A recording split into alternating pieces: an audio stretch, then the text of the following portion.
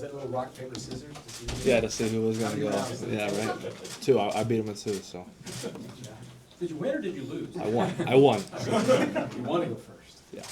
George, go back with Ashton. You just talk about that relationship you guys have and how cool is it to see him out here working with him on the field? Yeah, it's a crazy coincidence, because I've known Ashton for a few years now. We had the staff that I had under Purdue, who I absolutely love, like family. Coach Brom, Mark Hagan, Dominic Green, all those guys. They after I left, they went to Louisville and they had Ashton, and we were just raving about him. So. I spent a lot of the off season out there training with those guys, and took him, and showed him some stuff and helped him out as much as I could, give him my number, and was like, hey, if you have any questions, ask me. And it's kind of been a great relationship. I want to help him out as much as I can, and I was overseas when the draft was going on. And I had like 50 messages like, hey, Ashton got drafted. It's crazy and all that stuff. So really happy to have him. I think he'll be a great addition. Was that on your radar at all? What's that? Was that on your radar at all that you thought that you guys might draft and you might be teammates with him one day? That's kind of above my head. I mean, I'm whoever we're gonna draft, who we're gonna bring in. I'm gonna be happy with him. About potentially playing with him ever? I had talked with him about a few different things, like when he was going through the combine process and the pre-draft, and helping him out because we trained at the same place and all that stuff. So help him out with a few things there. But no, you never think, there's 32 teams. You never think that it'll happen like that, but stars align and it happens. So. What is it about his game that impresses you? I think first and foremost, as a defensive end, as a defensive player, tenacity and the effort will never betray you. So definitely that, and that sticks out. He's a strong kid. He wants to be good. He's humble and he's a hard worker.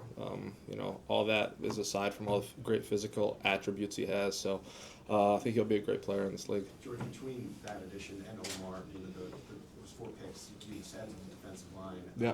Just what do you think that's going to mean for the pass rush this year? Yeah, I mean, I think I know those guys. They're young, they're eager, they want to learn, they're humble. All things that you want to see in rookies and young guys, and we're going to help them out. And there's going to be some competition in the D-line room, I'm sure, and it's going to be a lot of fun. Iron sharpens iron. So. You got a chance to work with Tom Ali last year with the jiu-jitsu stuff, and you're doing it again this off season. Yeah. Any thoughts of bringing some of your other teammates along to kind of help them, because obviously. Anybody who wants to come is welcome. So. Hey George, what does it mean to you to have Chris Jones here in a week like this? It's huge, when we're all together, when the band's together, it's great. We have a lot of fun. We get better. It's felt like an in-season practice almost, because we were going at it. We were working on stuff, so it's a lot of fun, and it's great to have everybody together. George, on the business side of football, the Chiefs exercised a 5th-year option on you. What did that mean to you, and how hopeful are you that you are able to work out something long-term that you are here beyond that? Yeah, I'll let whoever is to handle that, but I'd like to be here as long as I can. My now fiance and I absolutely love Kansas City, love this organization, so I'll let whoever is to handle that, but I love it here. Your advanced metrics last year, suggested that you probably had a better season than like the sacks show, and that's what people focus on. How does it feel? I mean, you were named last week one of the most underrated players in the league. Do you feel like that you're underrated, or do you feel like there's something you still need to prove? I don't need to prove anything to anybody other than the people in this building. That's how I feel. Coach Cullen, Coach Spags, Coach Reed, my teammates, I got their back just like they got mine, and try to put my best foot forward every day to get better and do what I can on the field, and whatever recognition's to come, it'll come. I'm not really worried about that at all.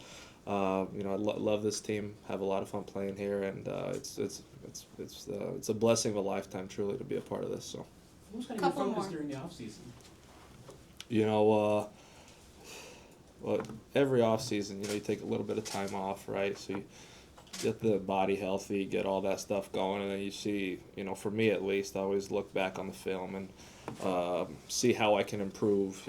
Go through every single game. I'm like, all right, this is my game plan, and how I'm going to attack the off season, and what I want to focus on. I think I was pretty dialed in with that last year, and just the constant pursuit of perfection. Obviously you're going to fall short, but yeah, just constantly trying to get better. You know, identifying the stuff I want to do better, I want to be better at, and kind of going from there.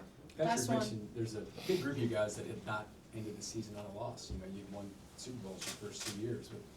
But how much did that chew at you? Go back and watch that film. I mean, what's that for motivation, since it This was dreamlike, I guess, the first couple of years?